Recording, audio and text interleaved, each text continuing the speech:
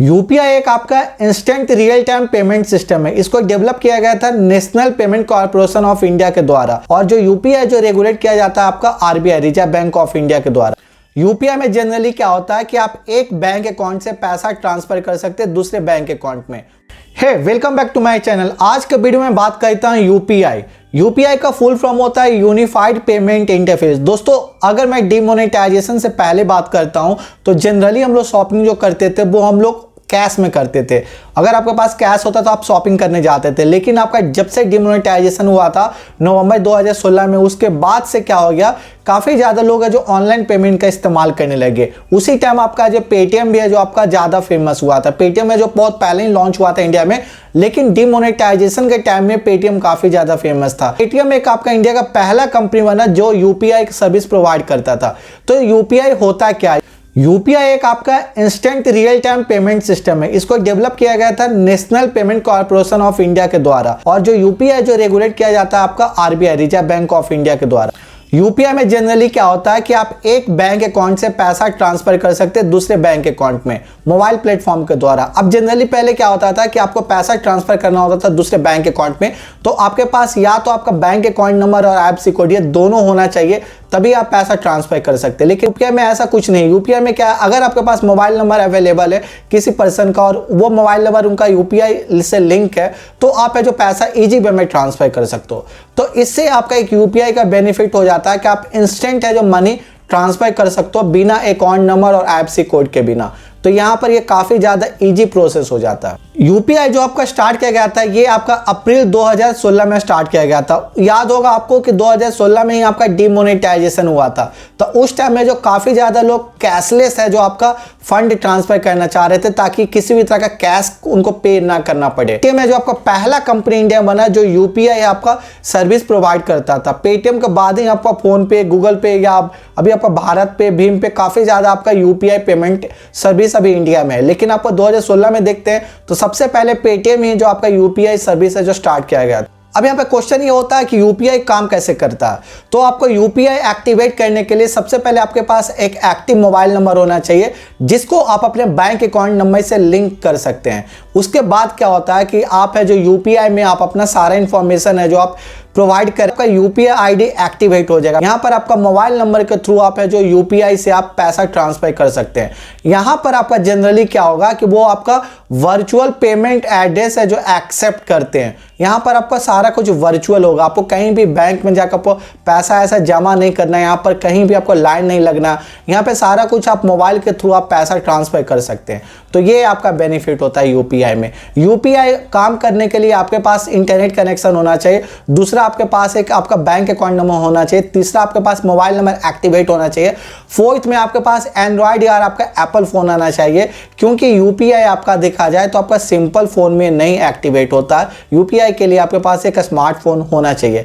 अगर मैं currently UPI app की बात करता हूं तो करंटली आपका भारत पे होगा, फोन पे होगा, गूगल पे होगा, एसबीआई पे होगा। इसके अलावा और भी कई सारे कंपनी है जो आपका यूपीआई सर्विस प्रोवाइड करती है। आपका गूगल पे, भारत पे, फोन पे, भीम पे, ये ज़्यादा जो है आपका काफ़ी ज़्यादा फेमस यूपीआई सर्विस अवेलेबल है, और आपका पेटीएम भी है। ये 5 अगर मैं बात करता हूं तो अभी ये 5 काफ़ी ज़्यादा फेमस ऐप है जो यूपीआई सर्विस प्रोवाइड करती है पूरे इंडिया में। अब यहाँ पर यूपीआई का बेनिफिट क्या होता है? तो सबसे पहला आपका बेनिफिट ये होता है कि आप इजी वे में आप यूपीआई से पैसा ट्रांसफर कर सकते हैं। दूसरा बात करता हूँ तो आपका अकाउंट नंबर और आईएफएससी कोड नंबर की जरूरत नहीं होता, आपको सिर्फ मोबाइल नंबर चाहिए, आप यूपीआई से पेमेंट ट्रांसफर कर सकते हो।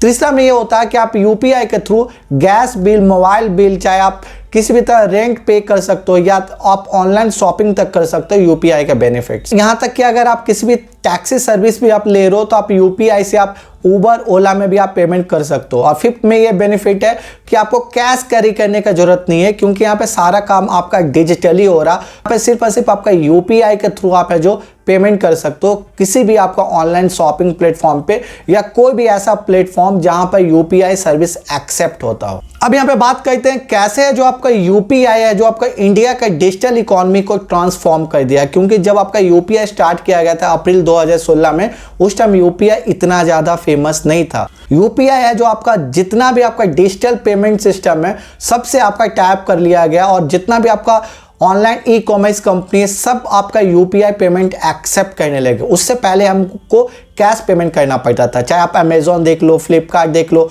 उबर देख लो, ओला देख लो, ये सारे जो हैं सर्विसेज है जो आपका यूपीआई के थ्रू आपका पेमेंट एक्सेप्ट करने लगे। उसके बाद यहाँ तक आप वेंडर के पास भी जाओ, चाहे छोटा वेंडर हो चाहे बड़ा वेंडर हो, एक आप चाय वाले के पास जाओ जो अंडा बेचता है, या चाहे आप किसी भी तरह का वेजिटेबल का शॉपिंग करते हो, वो भी आपका यूपीआई सर्विस है जो एक्सेप्ट करता है। यहाँ तक कि एक आपका ऑटो वाला, रिक्शा वाला, वो भी आपका यूपीआई सर्विस एक्टिवेट कर रहा। ये 2016 से पहले नहीं था, क्योंकि जब से आपका यूपीआई स्टार्ट हुआ था 2016 में, उतना लोग इतने ज़्यादा अवेयर नहीं थे यूपीआई के बारे में। लेकिन डिमोनेटाइजेशन के बाद लोग हैं जो यूपीआई के बारे में बहुत ज़्यादा अवेयर होने लगे। उसके बाद आपका कोविड आया 2020 में।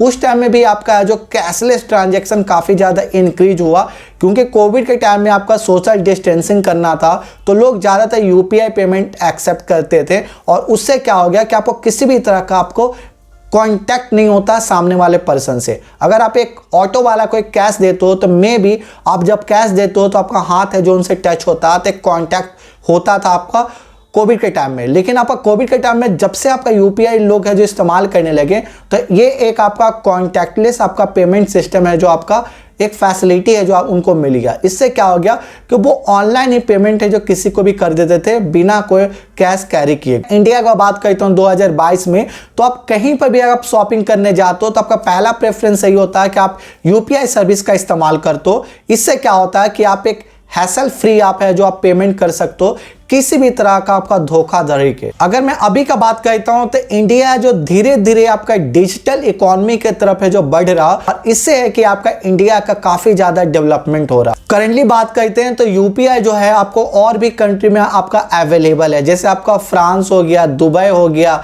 सिंगापुर हो गया, ओमान हो गया, यूनाइटेड किंगडम हो गया, भूटान, नेपाल, ये सब में आपका यूपीआई सर्विस है जो एक्सेप्ट होते हैं। अब इससे एक बेनिफिट क्या होता है, आप यूपीआई के थ्रू आप पेमेंट कर सकते हैं। आपको अब ऐसा नहीं करना कि आप इंडियन रुपी को वहां पे जाकर आप कन्वर्ट करते हो। अगर आप नहीं भी कन्वर्ट करते हो तो यूपीआई के थ्रू आप पेमेंट कर सकते हो। और एक और यहाँ पे बेनिफिट ये हो गया कि जो भी मर्चेंट है आपका सिंगापुर में, चाहे आप जो फ्रांस में लीजिए, भूटान, यूनाइटेड किंगडम, वो भी अब आपका जो पेमेंट एक्सेप्ट कर सकते हैं आपका यूपीआई के थ्रू। और ये उनके लिए काफ़ी ज़्यादा बेनिफिट होगा। जितना ज़्यादा ट्रांजैक्शन होता उतना ज़्यादा आपको इंडिया का बेनिफिट होगा, क्योंकि उतना ज़्यादा लोग इंडिया का पेमेंट सिस्टम को एक्सेप्ट करेंगे। जब आपका यूपीआई स्टार्ट किया गया था अप्रैल 2016 में, तो उस टाइम ओनली 21 बैंक अवेलेबल थे यूपीआई के नेटवर्क पे।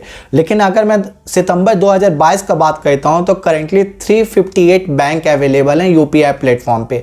अगर मैं ईयर 2022 का बात करता हूं तो एवरी मंथ 10 करोड़ से ज़्यादा एक्टिव यूजर हैं जो कि आपका यूपीआई सर्विस का इस्तेमाल करते हैं। और मंथली ट्रांजैक्शन का बात करते हैं तो 6.7 बिलियन है जो आपका एवरी मंथ है जो आपका मंथली ट्रांजैक्शन है। अगर मैं टोटल ट्रांजैक्शन का बात करता हूं तो ये $140 बिलियन ट्रांजैक्शन है। ये काफ़ी ज़्यादा अचीवमेंट है इंडिया के लिए, क्योंकि जब आपका यूपीआई स्टार्ट हुआ था तो इतना ज़्यादा फेमस नहीं था। और करेंटली है जो आपका देखा जाए तो इंडिया का 3 to 5% जो जीडीपी है वो आपका यूपीआई की वजह से और ज़्यादा इंक्रीज हो रहा है। फिर भी आपका कोई कमेंट है तो आप कमेंट बॉक्स में मुझे बताएं। Thank you so much for watching this video. और अगर आप इस चैनल पर नए हैं तो प्लीज़ सब्सक्राइब दिस चैनल।